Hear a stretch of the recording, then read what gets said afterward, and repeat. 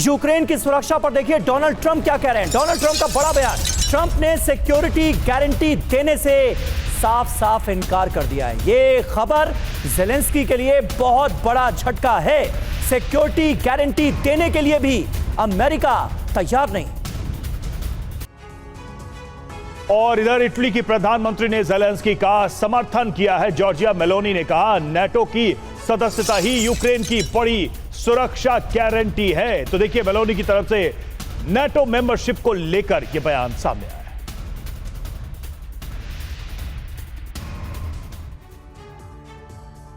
तो देखिए नाटो सदस्यता का जिक्र किया जा रहा है इटली की तरफ से। सुरक्षा गारंटी युद्ध विराम में बड़ा पेंच है।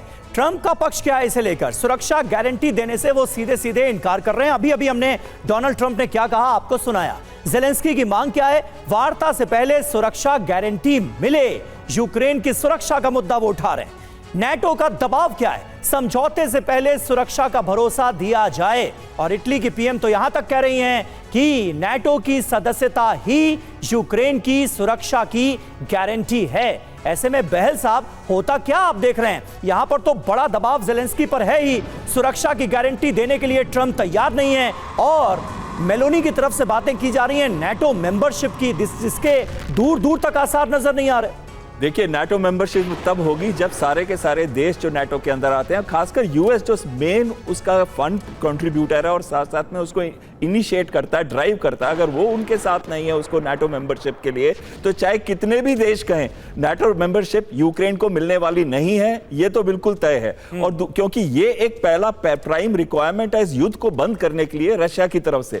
और दूसरी चीज जो बात कर रहे हैं कि सिक्योरिटी गारंटी की, ट्रंप ने बहुत क्लियरली कहा है कि सिक्योरिटी गारंटी हम तो नहीं देंगे, ये यूरोप की रिस्पांसिबिलिटी है। यूरोप अपने आप जो उनके नेबर्स हैं वो देखें।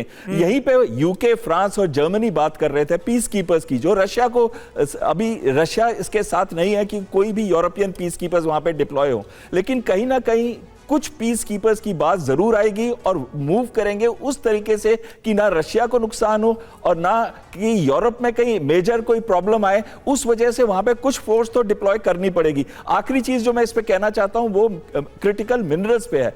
जबकि क्रिटिकल मिनरल्स किस एरिया में है वो आपने बताए थे, और वो एरिया सारे पूर्वी यूक्रेन के अंदर आते हैं। वो हाईली माइनफील्ड एरिया है, उसको माइन किया गया है और जब तक ये युद्ध नहीं रुकता वो माइंस नहीं हट सकती, और जब तक युद्ध रुकेगा, माइंस हटेंगी, तभी वहां कुछ जॉइंट प्रोडक्शन हो सकता है। तो ये बहुत बड़ा मोटिवेटर है ट्रंप के लिए भी और बाकियों के लिए भी कि वहां पे युद्ध रुके। लेकिन जो मेन पॉलिटिकल चीज इसके अंदर आ रही है वो ये है कि यूक्रेन कहता है कि जो रशिया के कंट्रोल्ड एरिया चाहे वो शुरू होते हैं जापोरेजिया से डोनेट्स्क, लुहांस्क से लेकर और क्रीमिया तक, तो उन एरियाज के अंदर $350 बिलियन के क्रिटिकल मिनरल्स तो रशिया के पास है। तो कहीं ना कहीं वो उसमें अपना हाथ डालना चाहता है जो रशिया कभी होने नहीं देगा। बिल्कुल कई सारे सवाल हैं और सबसे बड़ी बात यह कि अमेरिका और रूस किस तरह के एडजस्टमेंट के साथ ये पूरा एक्सप्लॉयटेशन करेंगे यूक्रेन के इस मिनरल का। और देखिए यूरोप और अमेरिका में दूरी बढ़ती नजर आ रही है इस पूरे मसले को लेकर। यूरोपीय संघ पर फिर भड़के हैं राष्ट्रपति ट्रंप, और ट्रंप ने कहा अमेरिका पर शिकंजा कसने के लिए बना यूरोपीय संघ। तो बहुत ही ज्यादा एग्रेसिव ट्रंप नजर आ रहे हैं।